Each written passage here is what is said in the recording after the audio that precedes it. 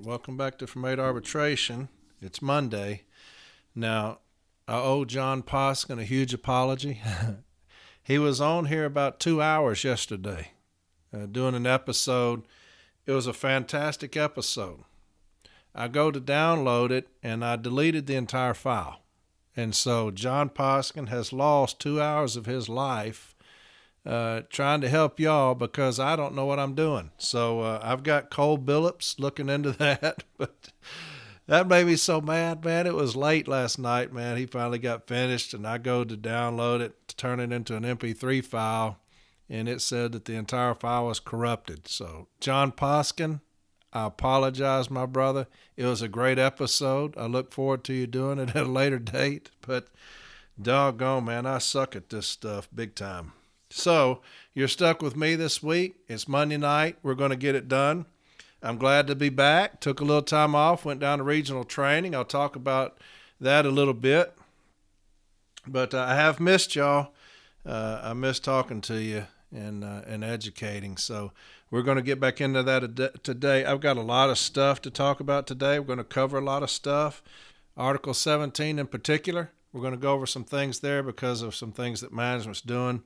Management has lost their ever-loving mind across this country. There are so many things going on right now that management is doing. So much stuff being put on social media about management has lost their damn mind.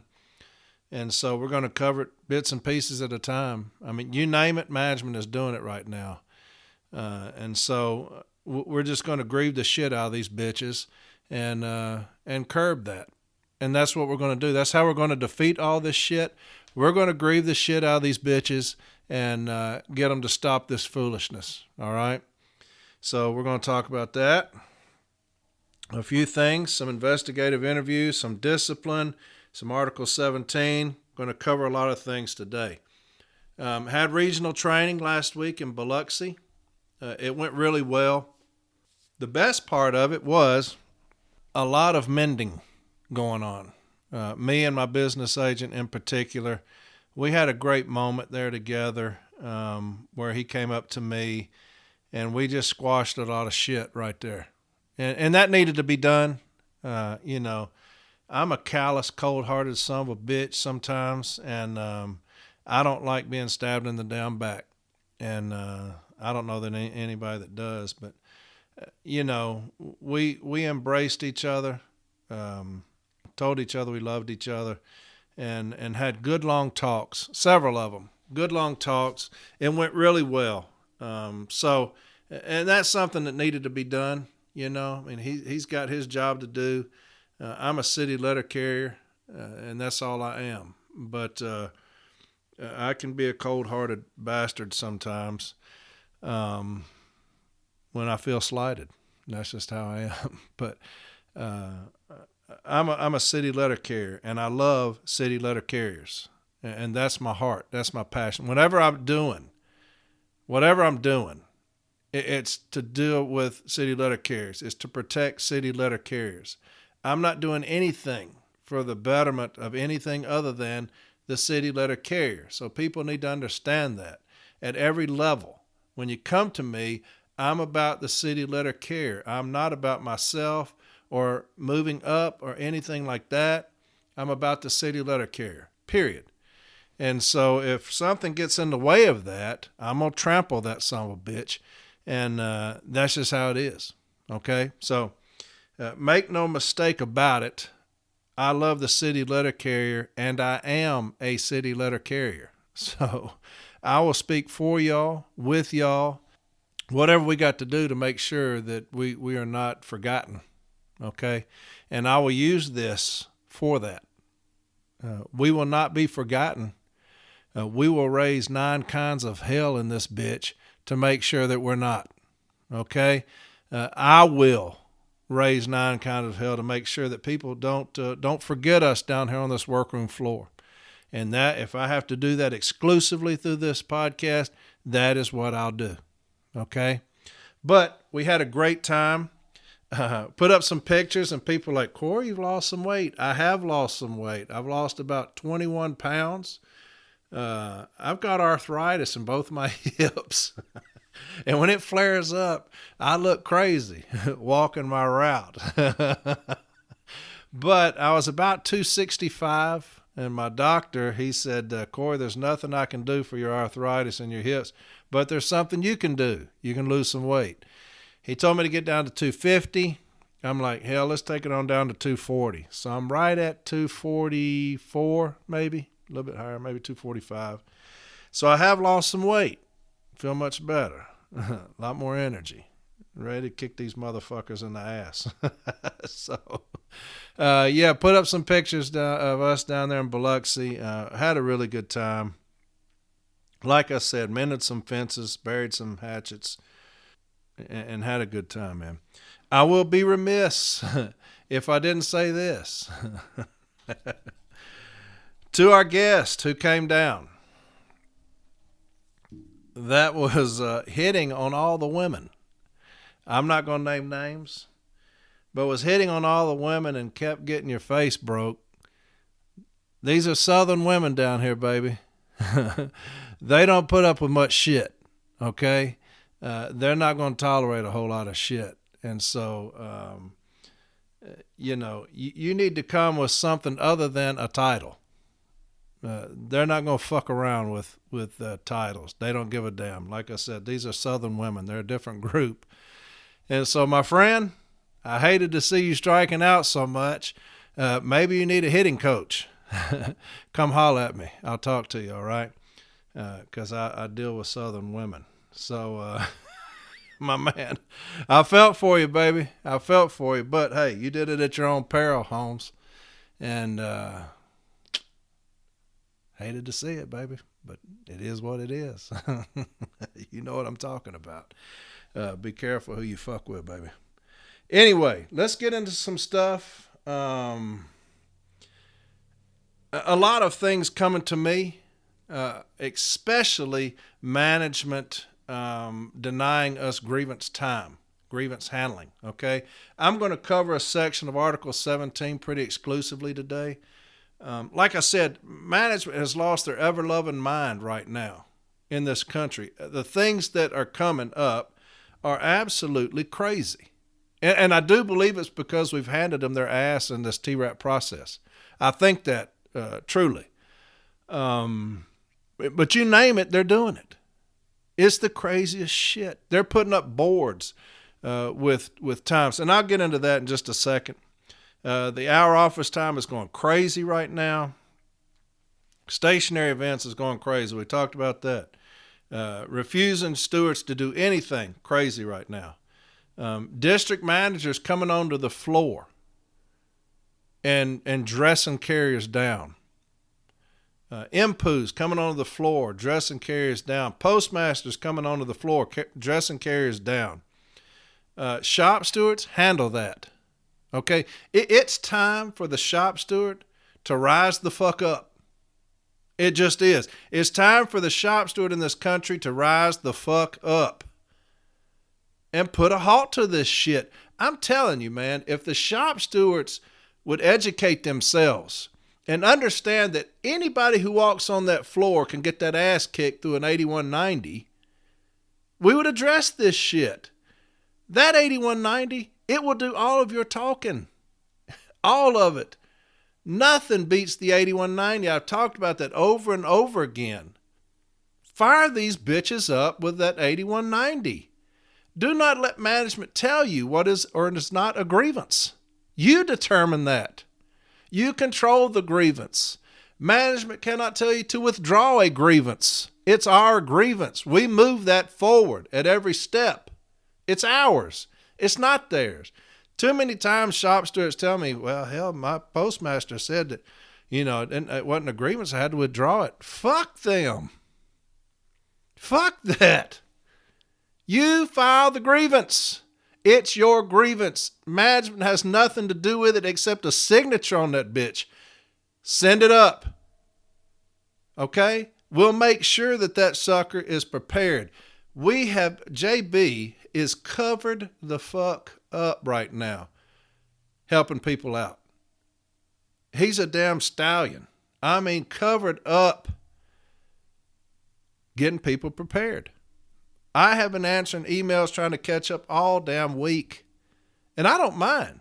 I want to kick their ass as much as you do. We're going to get these things ready. Okay? We're going to get these grievances ready. Been talking with a gentleman about a removal just a second ago before I started this. I want to win at all cost, as long as it's ethical. Don't ever be unethical. Don't ever be unethical. You're useless to the union if you're caught being unethical, really. But I want to win more than anybody you've ever known. I hate to lose. And therefore, I did not become good at losing. Okay? I hate it. And so we're going to get y'all prepared to win. And that's what this is about. We're going to win. Still, most of my emails are about shop stewards that aren't worth shit, branch presidents that aren't worth shit, the business agents that aren't worth shit. All that is still coming in. Look, all I can do is tell you to keep moving it up the line. I cannot help you.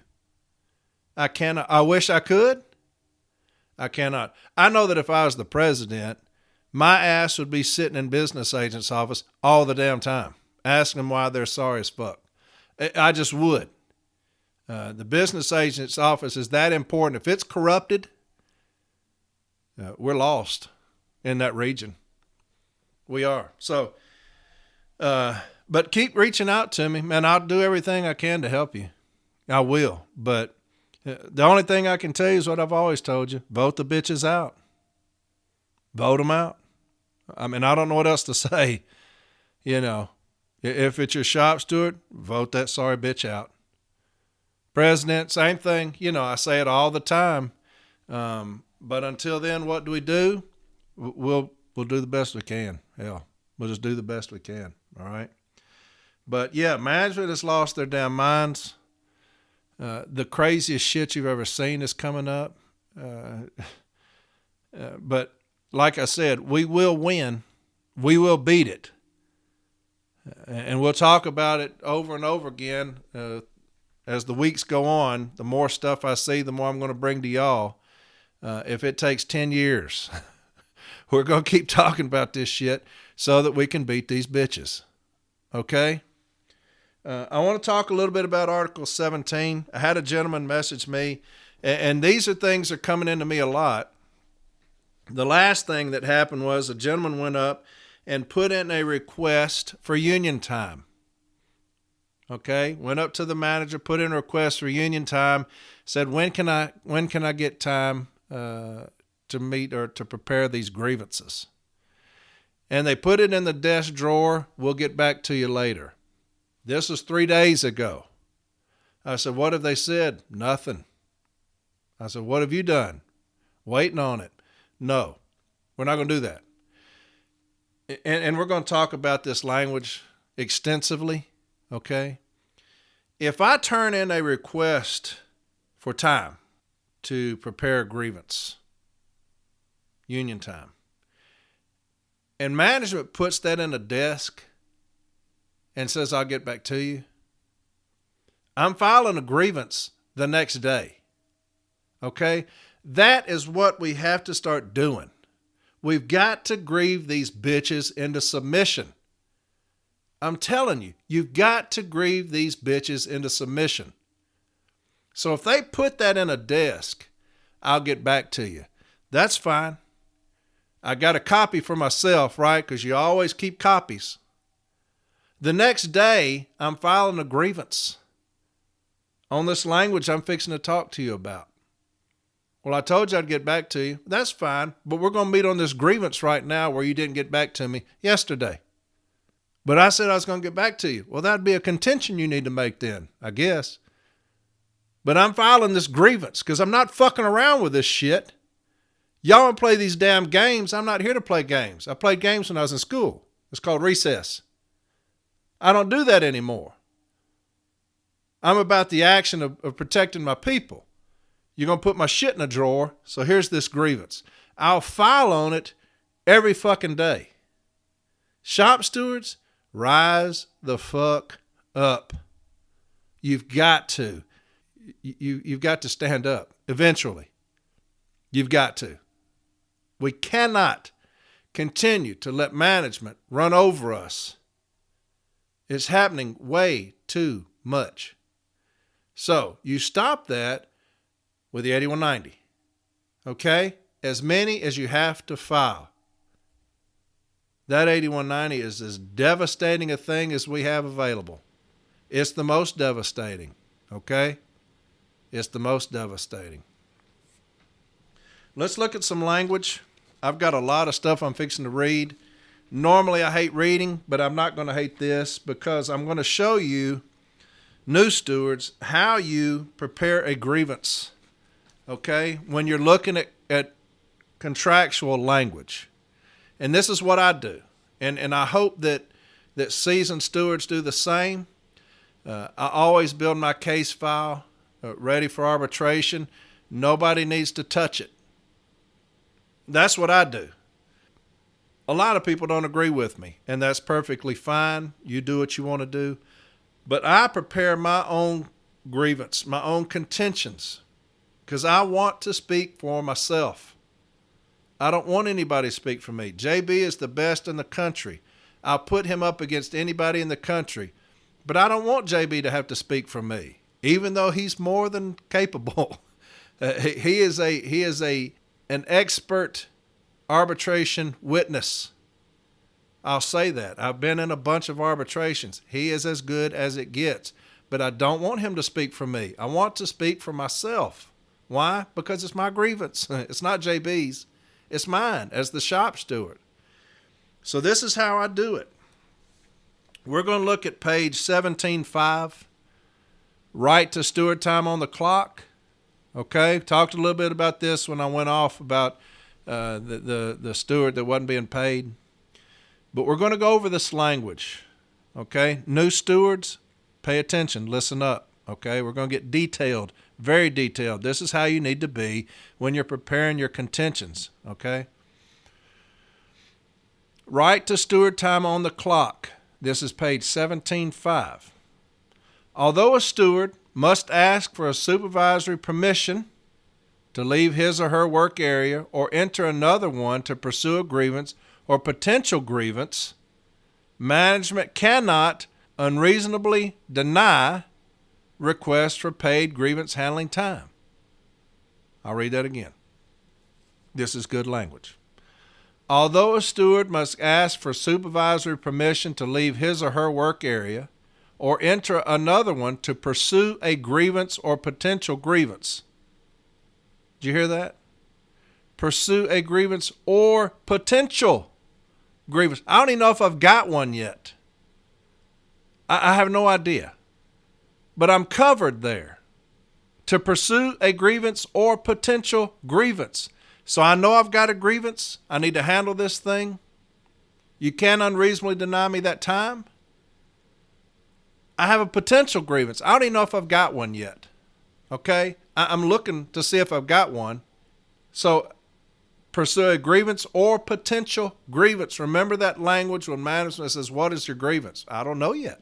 Well, you can't go over there. Well, yeah, I can because it could be a potential grievance. I don't know yet. I need that time. It says management cannot unreasonably deny requests for paid grievance handling time. Let's go on. Management may not determine in advance how much time a steward reasonably needs to investigate a grievance. That's one of the biggest things that we deal with. I need 8 hours. Well, you get 6. Well, how do you know? Shit, you're not the one investigating. I am. I need 8. I'll give you 4. Well, management may not determine in advance how much time a steward reasonably needs to investigate a grievance. Okay? That's my determination. It's not management's. If I put in 12 hours, they say you'll get 6. They're in violation of this right here.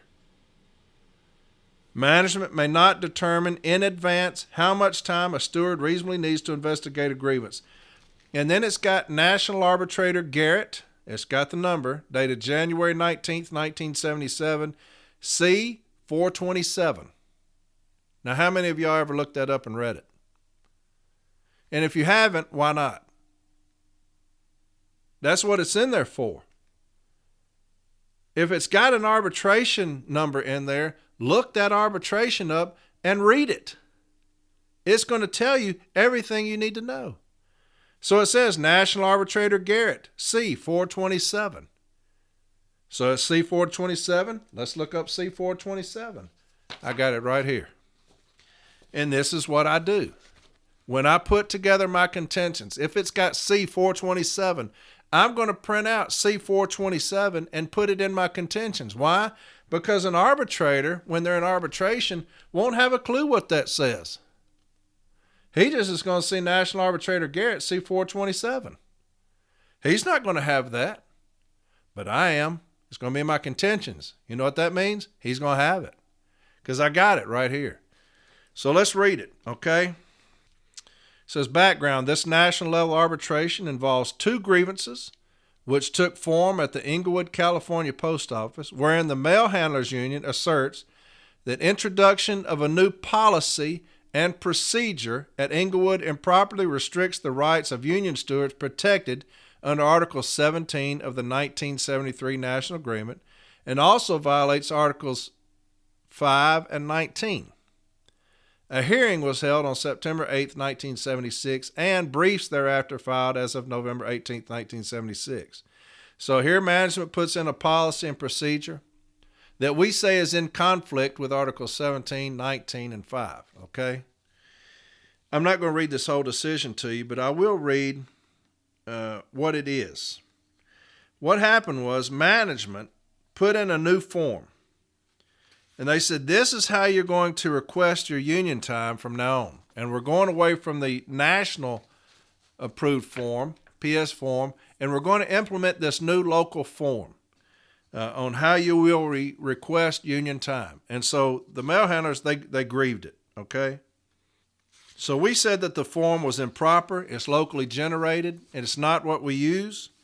Management said it's the same thing. We just implemented a new form because it helps us better track this time, okay? And here's the findings. I will read that.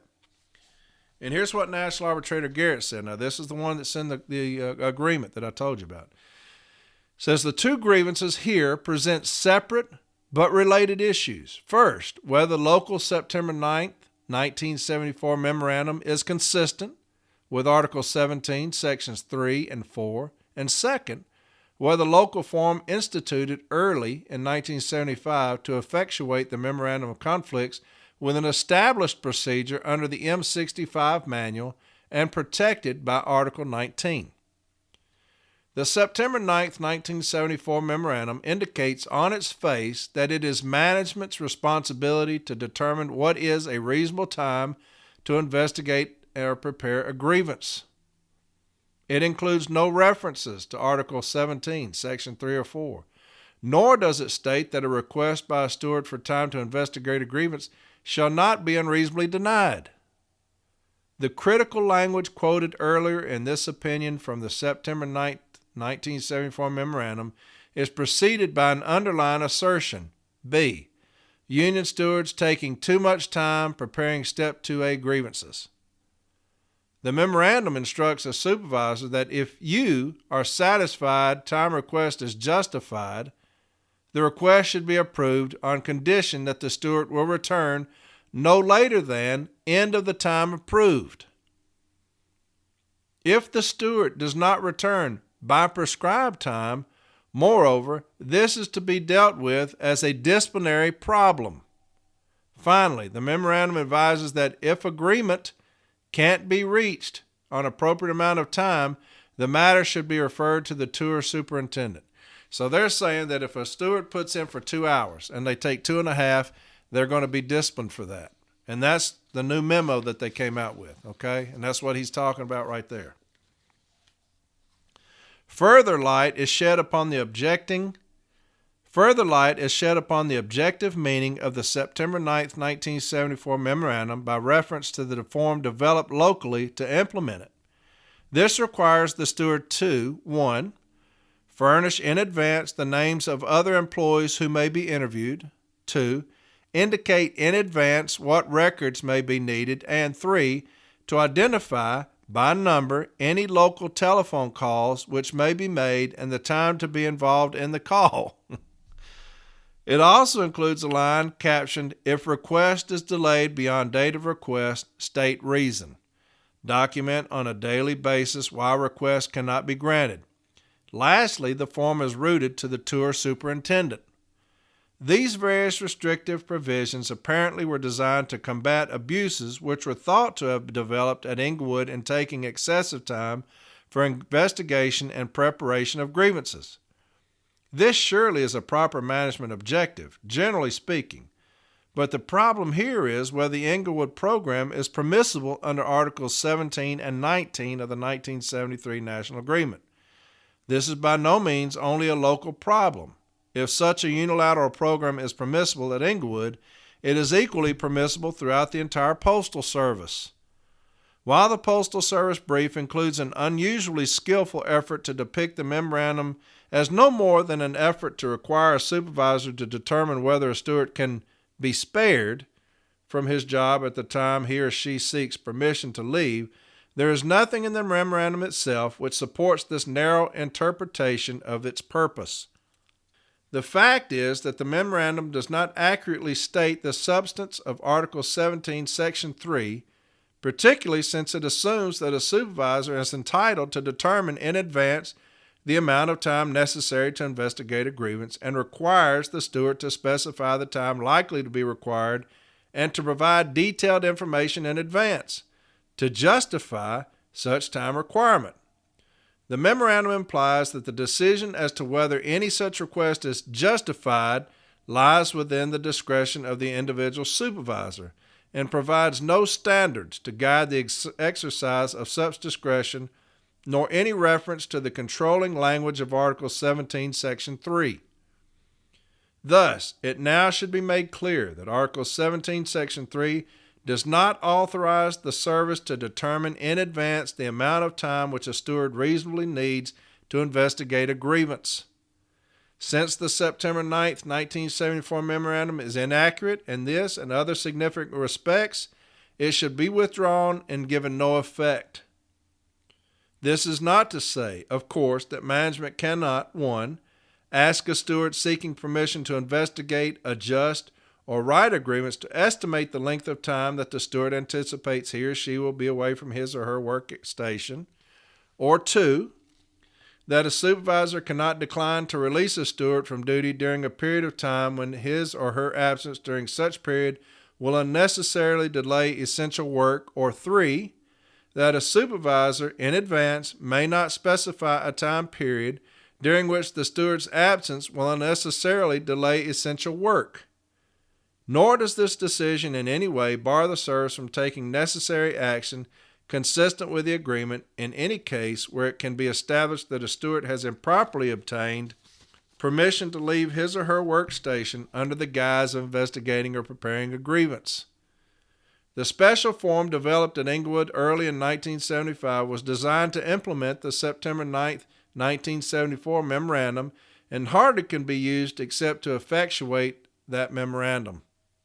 In addition, Part 431 of Methods Handbook N65 states that Form 7020 will be used to record authorized absences from assigned duties, and the instructions on Form 7020 make it applicable to time devoted to grievances.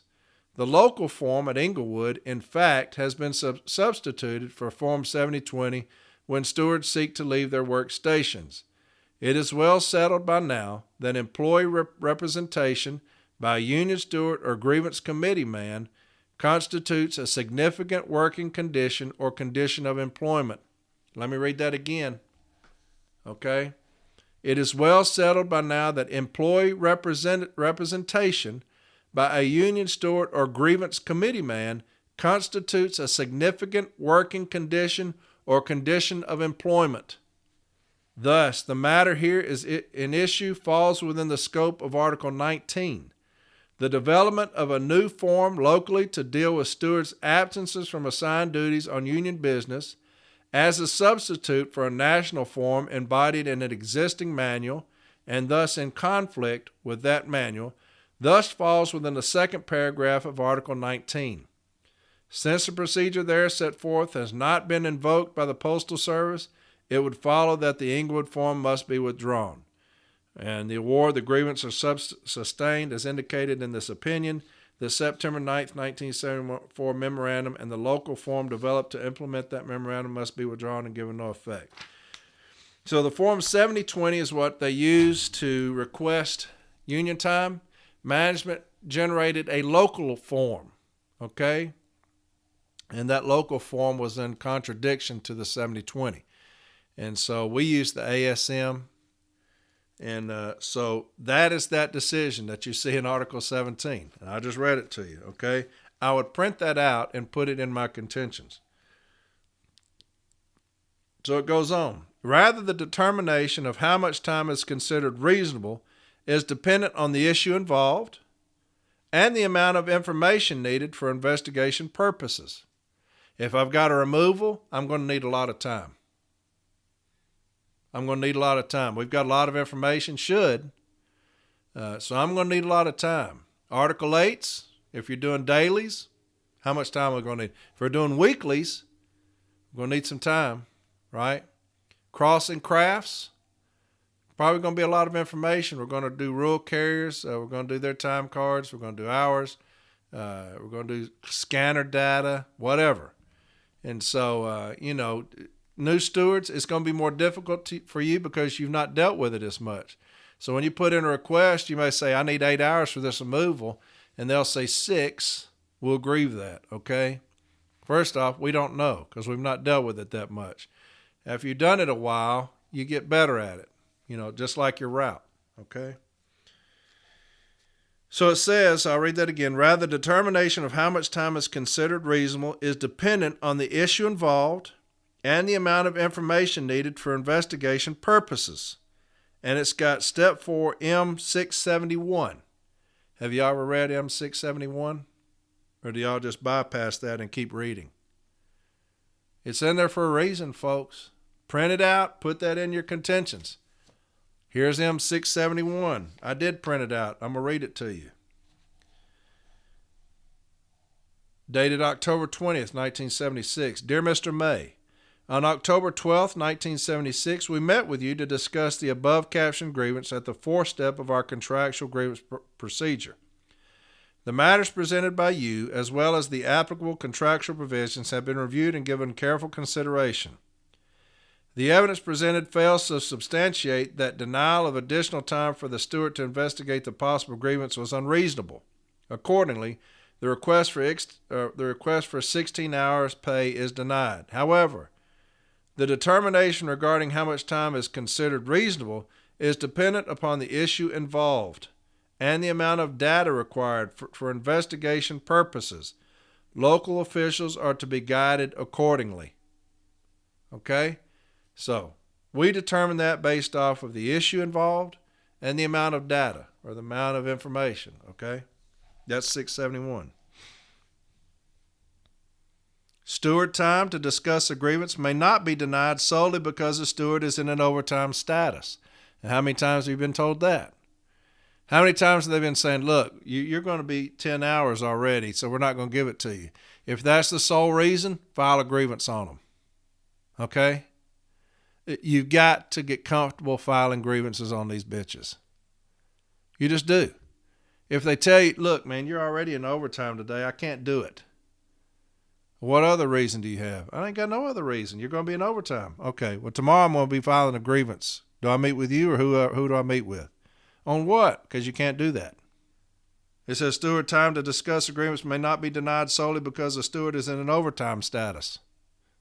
That's what you just told me. So tomorrow we'll be meeting on this grievance. Okay? And it's got pre-arbitration settlement 857. You ever looked at that? Why not? It's in here for a reason. Just so happens I printed that out. Let's read it, shall we? M857, dated September 13th, 88. Dear Mr. Hutchins, we recently held pre-arbitration discussion involving case number there. During our discussion, we agreed that the provisions of Article 17.4 do not apply to the facts of this case. In addition, we agreed that where a letter carrier who is also a steward is working overtime and a representation situation arises, A steward's request to perform the function of a steward will not be denied solely because the steward is in an overtime status. Notwithstanding this principle, the facts in this case are unclear. Accordingly, we agreed to remand this case to the regional level for further processing, including arbitration, if necessary, consistent with the above understanding. All right? That's 857. There you have it. It is the responsibility of the union and management to decide mutually when the steward will be allowed, subject to the business conditions, an opportunity to investigate and adjust grievances. All right? We got 14 days. You're going to be cutting into my time if you tell me we're going to do it next week. Or we're going to do it in 3 days or 4 days. We ain't got enough people here. You're going to. I've got 14 days. So if they're in there with that bullshit, make sure you call them out on it, okay? But it says, it is the responsibility of the union and management to decide mutually when the steward will be allowed, subject to business conditions, an opportunity to investigate and adjust grievances. So if they take my request and they put it in a drawer and they say, I'll get back to you, I'm filing a grievance the next day. Why? Because it says we're going to do that mutually. You didn't do that. You put my shit in the drawer and told me you'll get back to me later. That's not doing that mutually. We did not sit down and look at the schedule and come up with a time that I can do my grievance handling. And that's what should be done. And it states M332. Have you ever looked at M332? Why not? It just so happens I've got 332 right here. And I'm going to read it to you. This is what it says. April 5th, 1973. Dear Mr. Huerta, on March 20th, 1973, we met with you to discuss the above captioned grievance at the fourth step of our contractual grievance procedure. The matters presented by you concerning this grievance, as well as the applicable contractual provisions, have been carefully reviewed.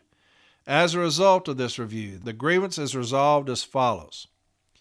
It is the responsibility of the union and the responsibility of management to arrive at a mutual decision as to when the steward would be allowed, subject to business conditions, an opportunity to investigate and adjust grievances. It is noted that the steward requested specific times for that purpose. However, during those periods of time, business conditions were such that precluded the steward from performing those functions. At that point, it is the mutual responsibility of the steward and management jointly to determine a suitable time in which to allow the steward to investigate and adjust grievances. So if they continue to tell you it's going to have to be 3 or 4 days, it's going to have to be 3 or 4 days, I'm going to file a grievance on that. Okay? First off, to stop the clock, I've got 14 days. If you're not giving me the time to investigate a grievance, and you keep telling me, hey, look, we got too many people off, it's going to be next week, I'm filing a grievance on that. That's not mutual. That's you determining when I'm going to meet. Remember, overtime can't be the sole reason. Okay? So if they're telling you it'll be next week, well, I need to do it this week, I can't help it. I'm filing a grievance on that. Okay? And I'm going to say I've got a removal. They won't let me investigate this removal. It's a very detailed removal. We got OIG, we got police, we got whatever, and they're not giving me the time to do this. They're making me rush my contentions, which is making it impossible for me to fully represent this carrier because you're cutting the clock on me. Make sure we're filing those grievances. Like I said, we're going to start filing grievances on everything. If management wants to come after us like they're doing and come after us for every single thing, we're going to put a stack of grievances on their desk. That's all they're going to do is work on grievances until these bitches back the fuck up. Okay? We will make these bitches back the fuck up. How? By filing so many grievances on them that they back the fuck up. Okay? That's what these grievances are going to do. I don't care how mad management gets at me. I don't care how many times they threaten me. They're going to meet on these grievances. You can threaten my job, but you're going to meet on this grievance first. Okay? In the movie 300, When the Persians started attacking the 300, right, they were in that small little thing in the mountains, that little crevasse, if you will.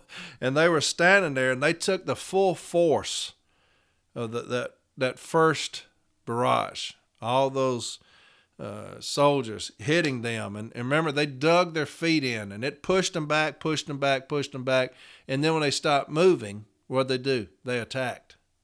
That's us. Management is hitting us with an onslaught right now with so many things going on that they're hitting us with. Dig your fucking feet in the ground. Okay? Dig your feet in the ground. Get our shit together as far as our grievances. Get all of our stuff together, all of our arguments for all these things that these bitches are doing. And when it comes time, we're going to go on the attack. Okay? We're going to take all their shit. They're coming after us with barrage after barrage after barrage. Get your footing, right? Get your feet underneath you. Get these grievances ready and file. And continue to file until they say, please stop. And they will. I don't care who it is. I don't care what your manager's like. I really don't. I've dealt with the worst of the worst. I have been involved with or responsible for removing 8 managers from their managerial position in my time. 8. That's more than anybody in the country. I have had my hand in it at some form or fashion, at some step. Been involved with removing 8 managers from their position supervising city letter carriers. I do not care what your manager is like. I don't care about them whatsoever. They mean nothing to me. Their job means nothing to me. If these bitches are in the soup line next week, I do not care. I care about one thing and one thing only. My people, my brothers and sisters. That's it. That's all. So if I'm putting bitches in the soup line, good. I hope they run out of soup before your ass gets up there to get some. Okay? So don't be intimidated. Don't be fearful. Don't be scared. File the fucking grievance. All right? That's the only way we will win. File the fucking grievance. What was I talking about? Damn, I got off on something right there, didn't I? All right, here we go. I'm feeling it today, Anna. Damn, I've missed y'all. If management delays a steward from investigating grievance, it should inform the steward of the reasons for the delay and when time will be available. Let me read that again. If management delays a steward from investigating a grievance, it should inform the steward of the reasons for the delay and when time will be available. And this is what I was going over with the gentleman that talked to me. When they put it in a drawer saying they're going to get back to me, that's a violation of that right there. When you file a grievance, it's under Article 17. You're going to put this little snippet in there. Did management violate Article 17 of the National Agreement? Right here. When they delayed the steward from investigating a grievance, and then that language. That's all you need. It's as simple a grievance as you'll ever file. And you put in a statement that I turned in my request for union time, and they put it in a drawer and told me they'd get back to me later. Okay? This is very clear language. A very simple grievance. We're going to ask for a cease and desist. That's all we want. A cease and desist. We want you to stop. Okay? They do it again, I'm immediately asking for something. Because you didn't learn. All right? So let's read that again. If management delays a steward from investigating a grievance, it should inform the steward of the reasons for the delay and when time will be available. All right? I like how they said it. They don't even give them the common courtesy of a person or they or them.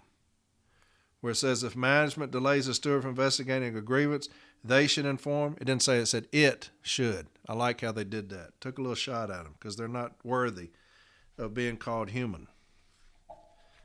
Likewise, the steward has an obligation to request additional time and give the reasons why it is needed. So, we request time. I need 8 hours. I'm getting into this removal. I'm getting into these clock rings. Man, it's so much more than I initially thought. I'm going to need probably about another 45 minutes. So I requested 8 hours. I've gotten some more information since then. It's taken me on some rabbit trails on this removal. I didn't see initially, things that I'm seeing right now that I've gotten into it. I'm going to need about 45 more minutes to clean all this up. So I'm going to request an additional 45 minutes, and that's what it's talking about. Likewise, the steward has an obligation. Hey, we're obligated on that. There's nothing we can do about it. It's said that we are obligated. Okay? That's our obligation, to request additional time and give the reasons why it is needed. That's very simple. And it says right here, M127. Have you ever read M127? Why not? It's in here. Guess what? I've got it right here. Let's read it. M127. On November 9th, 1978, we met with you to discuss the above captioned grievance at the fourth step of our contractual grievance procedure. The matters presented by you, as well as the applicable contractual provisions, have been reviewed and given careful consideration. During our Step 4 meeting, we mutually agreed to consider this grievance resolved based on the following. If management must delay a steward investigating or continuing to investigate a grievance, management should inform the steward involved of the reasons for the delay and should also inform the steward of when time should be available. Likewise, the steward has an obligation to request additional time and to state reasons why this additional time is needed. Requests for additional time to process grievances should be dealt with on an individual basis and not unreasonably denied. So if they say no, you had your 8 hours, we're not giving it to you, file a grievance. That's being unreasonably denied. Okay? No, you had 8. We didn't even want to give you that. We gave you 8. Now you want 45 more minutes. You're not getting it. File a grievance. Article 17 and also this M127. Print that out. Put it in there. Put it in your contentions, okay? I've got a removal, man. This sucker has taken on a life of its own. Y'all know what I'm talking about. Y'all have dealt with this before.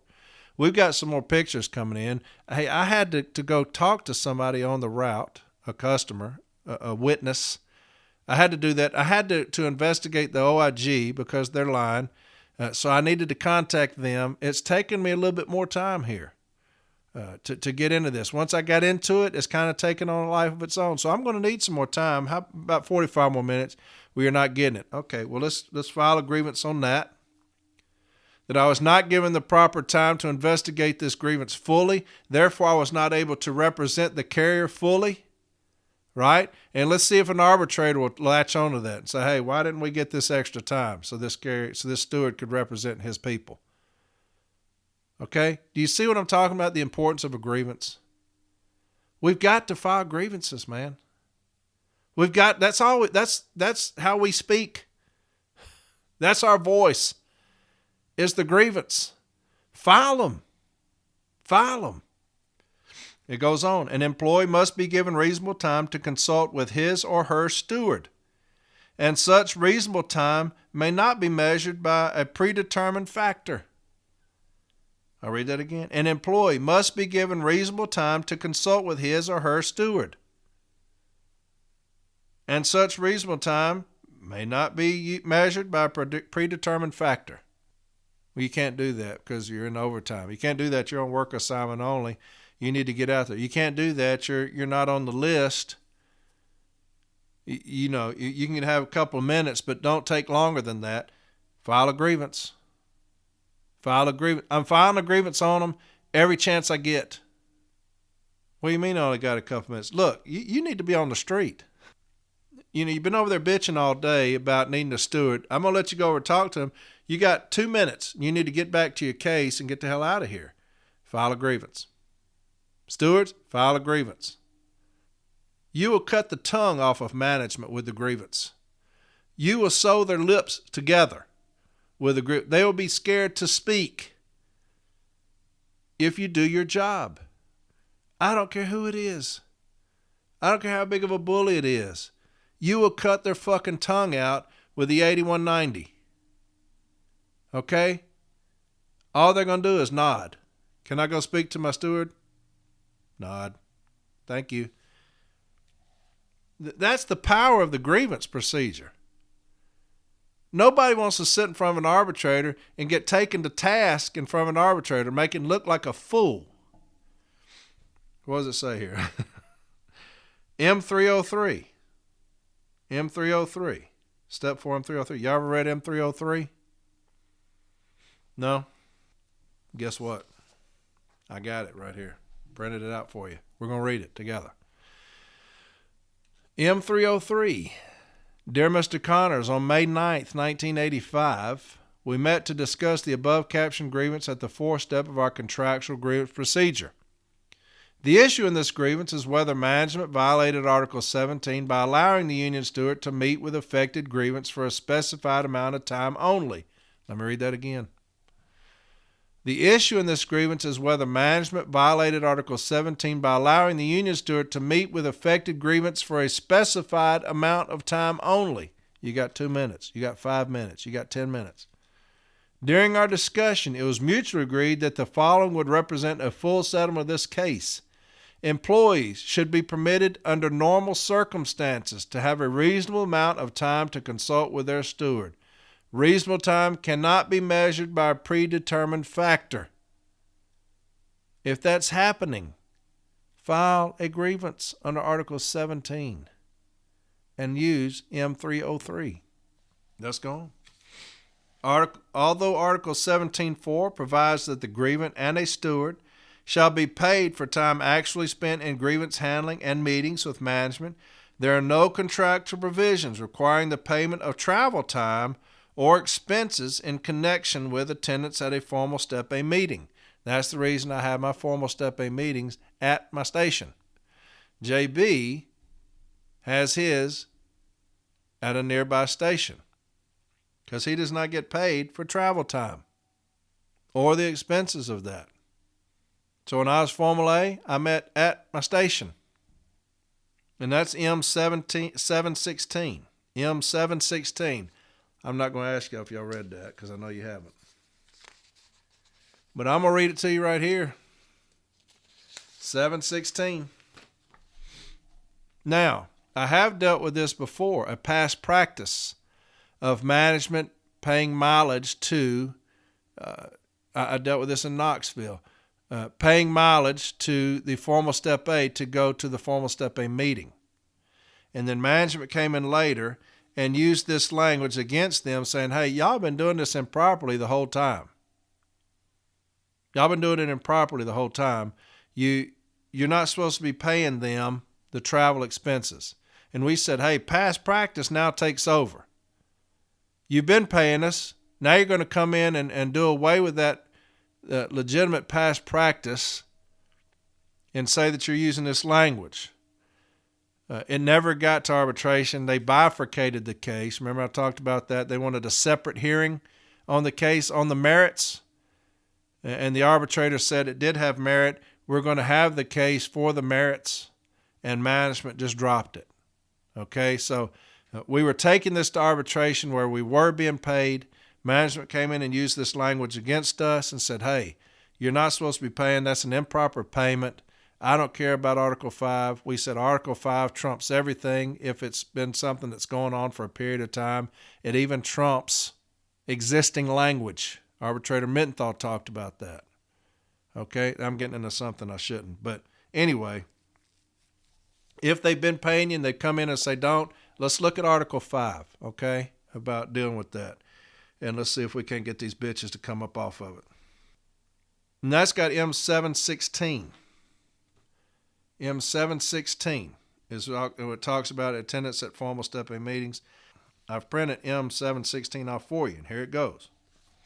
Dear Mr. Hughes, On June 13th, 1980, we met on the above captioned cases at the fourth step of the contractual grievance procedure set forth in the 1978 National Agreement. The question raised in these grievances involves whether under the terms of the National Agreement, Article 17, Section 4, the grievant in these cases, who are also union stewards, are entitled to travel expenses and wages for time spent traveling to another station for a Step 2 meeting with management. Upon review, it is our determination that no contractual violation has occurred. Union stewards are paid for the time actually spent at Step 2 meetings with the employer, provided such meetings are held during their regular work day. However, there are no contractual provisions which would require the requested payment. Okay? And that's how we try to slide in Article 5. Goes on, nor does the National Agreement require the payment of a steward who accompanies an employee to a medical facility for a fitness for duty examination. We will never win that. I don't care if it is a past practice. If you're accompanying to somebody to a fitness for duty, there's no reason for you to go. There's nothing you can do other than sit there, make sure management doesn't badger him. But really, there's nothing for us to do for a fitness for duty. He's going into the doctor. We can't go in there. So, if you want to try it, you can try it. But that's M647. It talks about there, so I printed that off. M647, Dear Mr. Riley, on November 28, 1978, we met with you to discuss the above captioned grievance at the fourth step of our contractual grievance procedure. The matters presented by you, as well as the applicable contractual provisions, have been reviewed and given careful consideration. Based on the facts presented and contained in the case file, we find no contractual violation. The National Agreement does not provide for the payment of a union steward who accompanies an employee to a medical facility for a fitness for duty examination. In the absence of a contractual violation, this grievance is denied. Okay? And so that's that. And then lastly, the appropriate remedy in a case where management has unreasonably denied a steward time on the clock is an order or agreement to cease and desist, plus, remember when I talked about this? And my coward, the quitter, and the boogeyman? This is what I was talking about. We'll just rehash it because it's in here. The appropriate remedy in a case where management has unreasonably denied a steward time on the clock is an order or agreement to cease and desist, plus, not or, plus payment to the steward for the time spent processing the grievance off the clock, which should have been paid time. So there's the Article 17 I was going to get into, because a lot of people have said that management is denying them this and that. There you have it. That's how you're going to grieve it. That's what we're going to do with it. I just spent an hour talking about one little section of Article 17, and we'll continue to do that, okay? We'll continue to do that, getting y'all ready, because the time has come. The time has come for us to take charge and take over. Okay? Too much shit going on right now. They want to step in some shit. Let's go. Okay? We have way, way more power than they do because we control the grievance procedure. They do not. There's nothing they can do. They can beg us. They can plead. All of these things. They can go to hell. All right, we control the grievance procedure. Make sure you're filing these grievances. If you're scared to file a grievance, do us all a favor and step down as a shop steward. I appreciate your willingness to do it. But if you're scared to file a grievance, you are worthless to us. Step down, okay? I've got an investigative interview on removal that I was fixing to take to arbitration. I'm still allowed to do arbitrations within my city. I can't travel anymore, but that's neither here nor there. Like I said, we buried the hatchet last week. But here was one that I had, and it got pre-arbed. But I want to read part of the investigative interview, and I'm going to tell y'all how to attack this in the future. All right? It's very easy. So it talks about, it's the employee. Do you understand ELM 6653, cooperation investigation? That's normal. That's boilerplate language. Do you understand ELM 665, obedience to orders? That's another boilerplate language. It's on everything. Employees must obey the instructions of the supervisor, blah, blah, blah. And then it says this. Postal regulation requires you to be regular in attendance, and my records indicate you're not meeting this requirement. Now, they've not even asked a question yet. They've not even asked the first question. This is my day in court to answer to the charges against me. This is the fact-finding mission. Part of management's requirement under the just cause principles, right, is to do an investigation, a thorough investigation. So here they are doing a thorough investigation, and before they even ask me a question, they say, postal regulation requires you to be regular in attendance, and my records indicate you're not meeting this requirement. Why are we here then? Just issue me the discipline. Why are we here? You've already convicted me of what you're going to charge me with. My failure to be regular in attendance. So from now on, nothing that I say matters.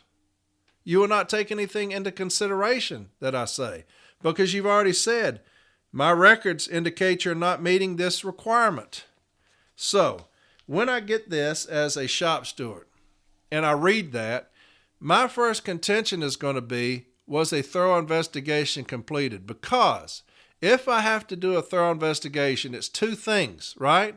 It's thorough and what? Objective, right? Investigation must be two things, thorough and objective. Do you feel like this investigation will be objective? It may be thorough. They may make that requirement. They may ask every date and give me an opportunity to defend myself against those dates. It may be extremely thorough. Do you believe that it is objective? No, it cannot be, because you've already said I'm guilty. You've not even asked me a question and I'm guilty. So when I get this as an informal A or a formal A, and I'm reading this, that is my first contention. Management's investigation may have been thorough. However, it was not objective. And that is a requirement under the just cause provisions. And under EL 921, if I can show that just one of those provisions, one of those just cause provisions have been violated, the discipline cannot stand. So we're going to do everything humanly possible, as long as it's ethical, to get this discipline removed. Okay? So when you say postal regulation requires you to be regular in attendance, my records indicate you're not meeting this requirement, my first contention is going to be that management's investigation, however thorough, was not objective, because I'm guilty. All right? Does that make sense? New shop stewards, pay attention to these investigative interviews. This is my day in court. If they have predetermined my guilt, it is not objective. That should have been done afterwards. Afterwards, you should have said, my records indicate you're not meeting this requirement. But you said that before you even asked me a question. He goes on, do you understand that you're expected to be regular in attendance? The carrier said yes.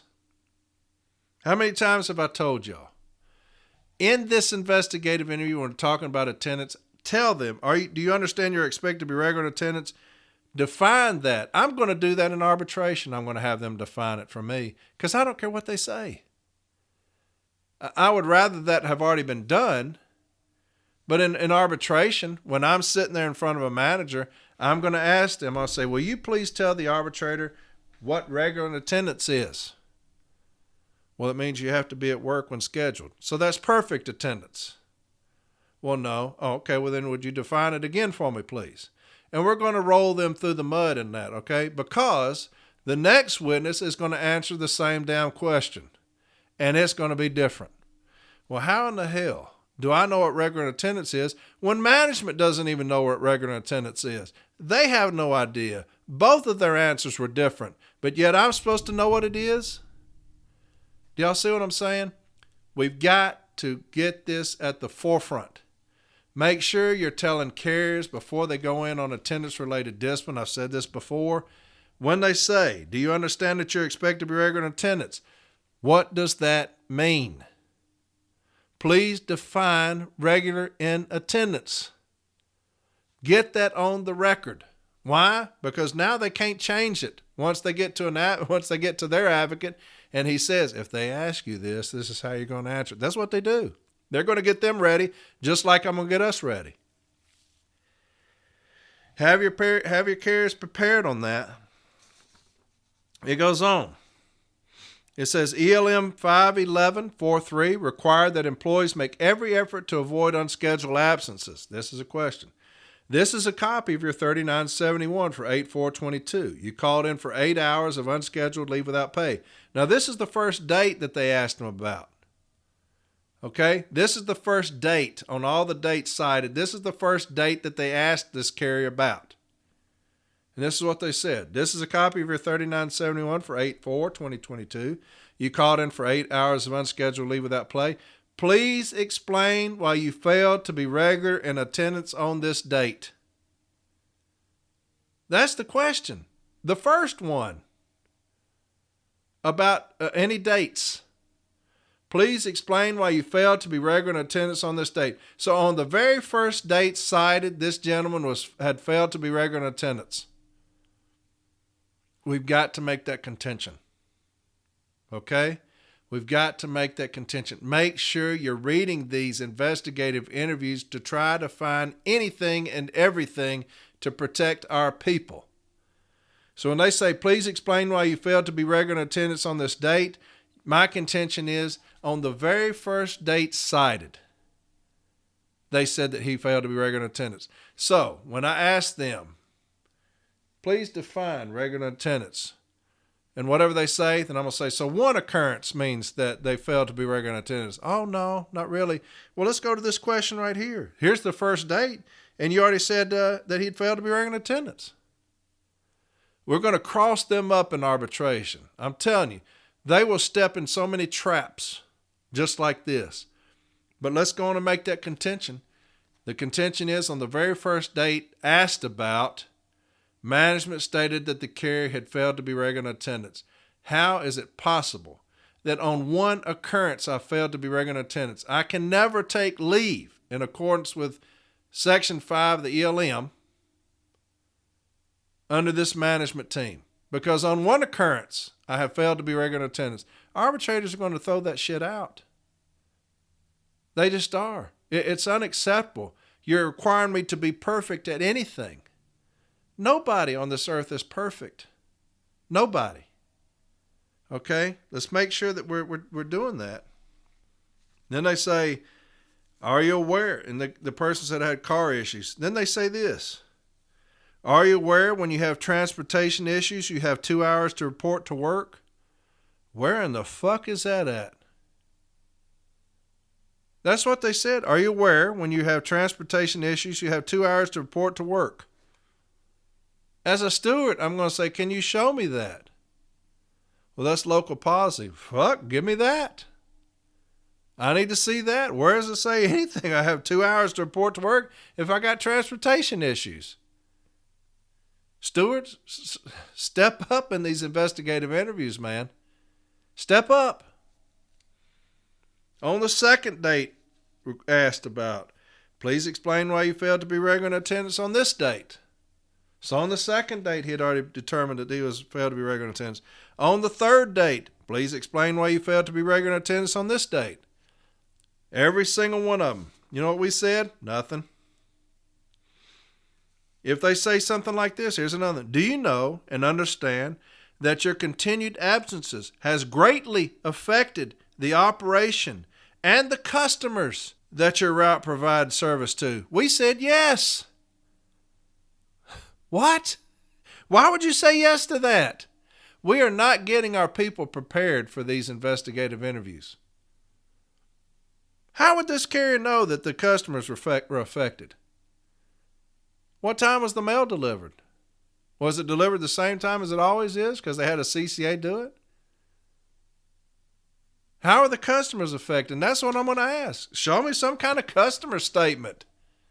Show me something from a customer saying that they were negatively affected because this individual used a benefit of his and called in sick. Don't let them get away with these dumbass questions like that. I'm going to rip this shit to shreds in arbitration. I'll read again. Do you know and understand that your continued absences has greatly affected the operation? How is that? How is his using a benefit of his greatly affected the operation? This is a $1 trillion operation, and you're going to tell me that this individual who called in sick has greatly affected a $1 trillion business? How in the fuck is that? Folks, don't let them get away with this dumbass shit in these investigative interviews. Hold them to task. Show me some documentation what you're talking about. Surely you did a study. Surely you did some kind of research to show that this gentleman who called in sick because he had the shits has greatly affected the operation. Don't let them get away with saying dumb stuff like that.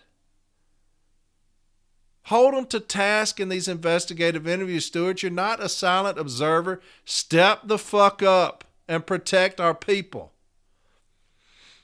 I'll read it again. Do you know and understand that your continued absence has greatly affected the operation? I'm going to stop and show me what you've done there to show that this operation was greatly affected. Well, they used an hour overtime. That greatly affected the operation?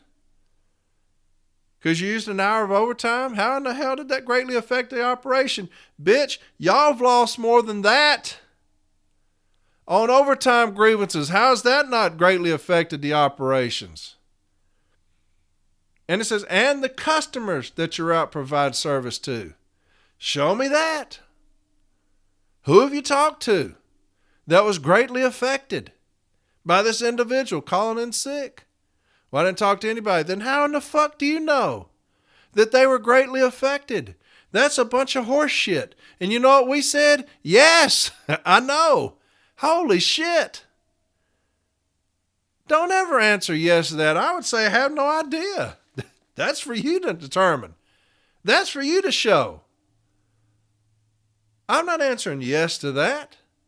Do you know that it greatly affected? No, hell, I just called in sick. It's a benefit of mine. I don't know what it affected. I just called in sick.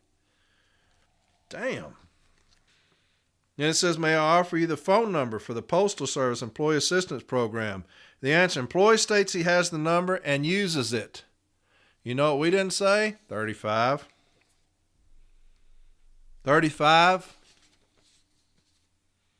I'm going to EAP. Really? Talk to me about it. I'm making a big to-do about EAP. Whenever somebody says I'm going to EAP, you know why? We got problems. We need to investigate further. If somebody's going to EAP, Employee Assistance Program, why? We've got issues. All right? So there's a little something for you there. May help you. I don't know. But this is salted peanuts. I'm just going to throw a bunch of shit out there. Here's something else.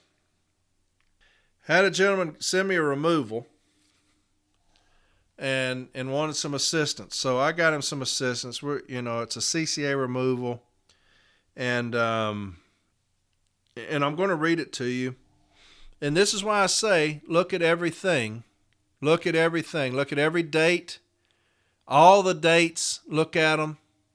Okay. This removal was written, listen to me, written March 15th, 2023. Remember that date, March 15th, 2023. Whenever I get a case, I get a pad.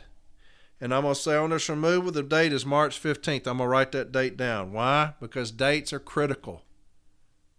Dates are critical. Because management will fuck this shit up all the time, okay? Subject, notice of removal.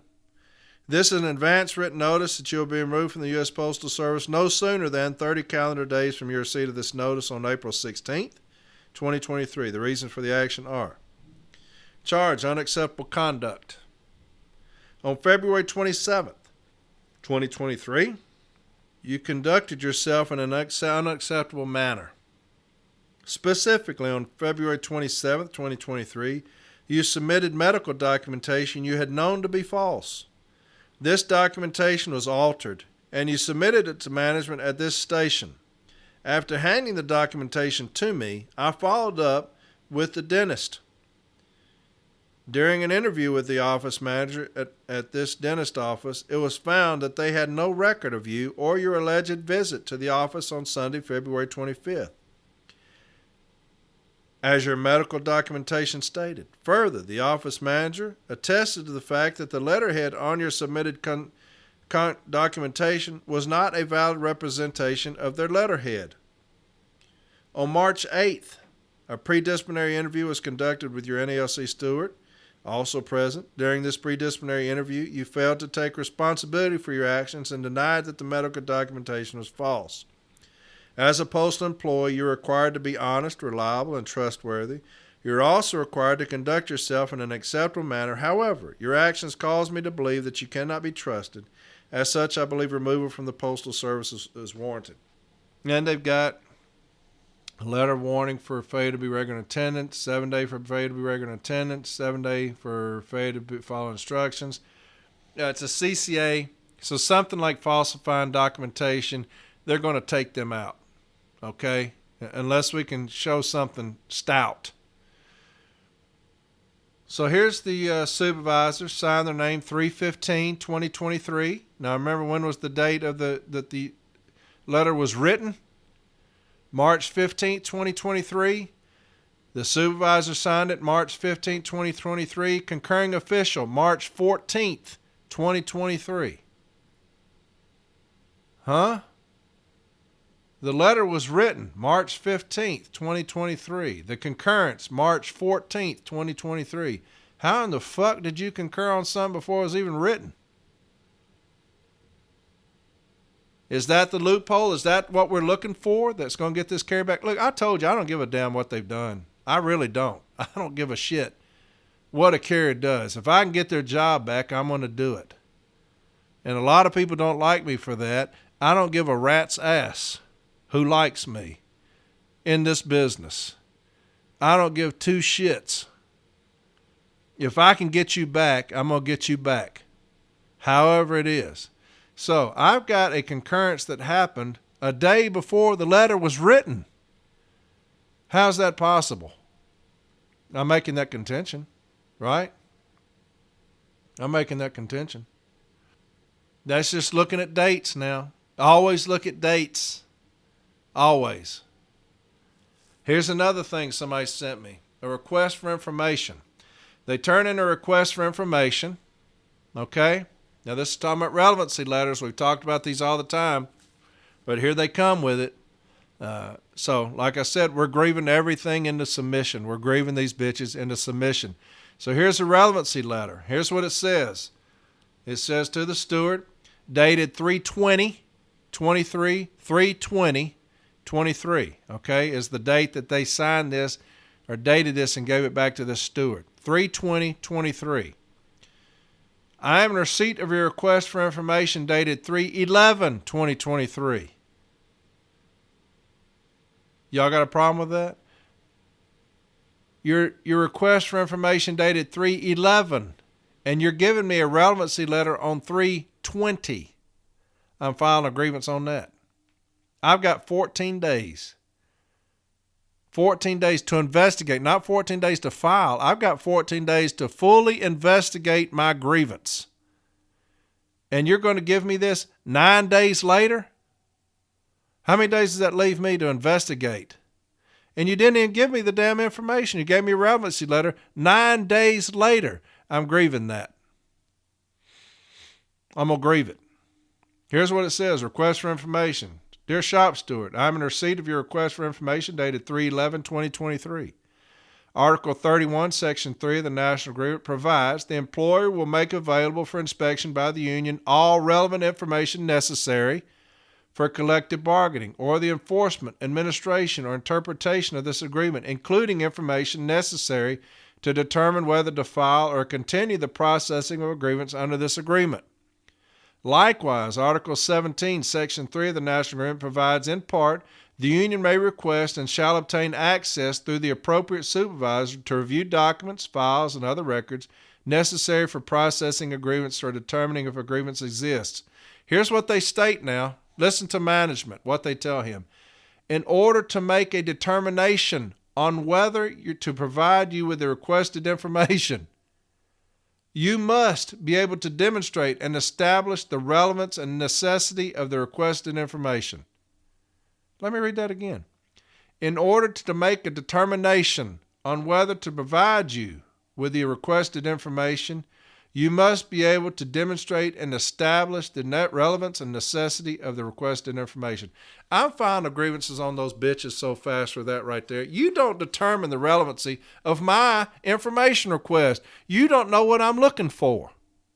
And I'm damn sure not going to tell you before I file the fucking grievance. You don't determine the relevancy of my request. I've had several episodes on relevancy letters. Why? Because you're not going to come in here and jackleg me. You're not going to shit on me, fuck me around over information. What you're going to do is give me the fucking information. That's what you're going to do. This bullshit here, you're going to get a damn grievance on that relevancy letter. In order to make a determination, who in the fuck are you? I make the determination if it's relevant or not. It's my damn grievance. I'm the one who has the right to investigate, not you, me. It's my determination. You have nothing to do with it other than to give me my damn information. Determination on whether to provide you with the requested information. Listen to these bitches. You must be able to demonstrate and establish the relevancy and necessity of the requested information. I must be able to demonstrate. You can kiss my ass on that. I'm going to take this relevancy letter and I'm going to take my information request and I'm going to have a 17 and 31 grievance on that. And I'm going to say also that what I was attempting to investigate also is granted in full because of this bullshit. First off, you gave it to me 9 days late. I've got 4 days now to turn in another request with whatever this bullshit is you're talking about I need to do to substantiate my request. We've already dealt with that in episodes. Menthol said I'm the one who determines the relevance of my request because you don't know where I'm going. You don't know what I'm looking for. You don't know what I'm trying to do here. I'll give you a brief summary of what I need. I'm going to need this information for a possible 41 violation on opting, or I need this information on whatever. That's all you're going to get. And that's all this gentleman did. You're not getting anything more than, I'm not telling you my grievance on an information request.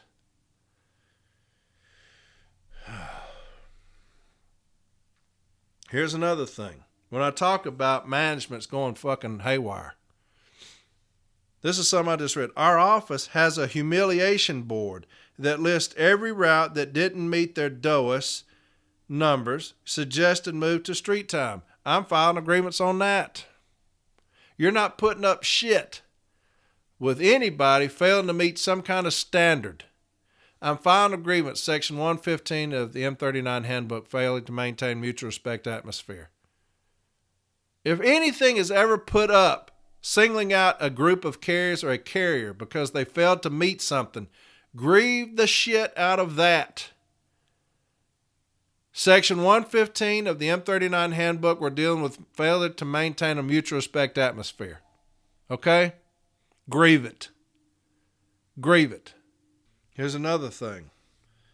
Supervisor spent yesterday on the floor conducting 1838Cs. First time she's been on the floor in her 3 months here. Now, this is because they're being pressured, right? They're getting their asses handed to them because of TRAP. So they're going to start doing more and more of these things to try to catch us doing things we shouldn't be doing. Then it says this, today's service talk, she says we need to case faster. She can tell most of us are missing standard and doing 15 and 6 at best. She can tell most of us are missing standard, doing 15 to 6 at best, and has never done an efficiency count. Stewards, call them out on that on the workroom floor. They're not going to come out there with that bullshit. I'd say, excuse me. Yes, Corey. Yes. How many efficiency counts have you done? None. Then where are you getting that from? I can just tell. Tell how? By watching? Okay. Write that down. Write that down and keep that in your little notebook. Okay?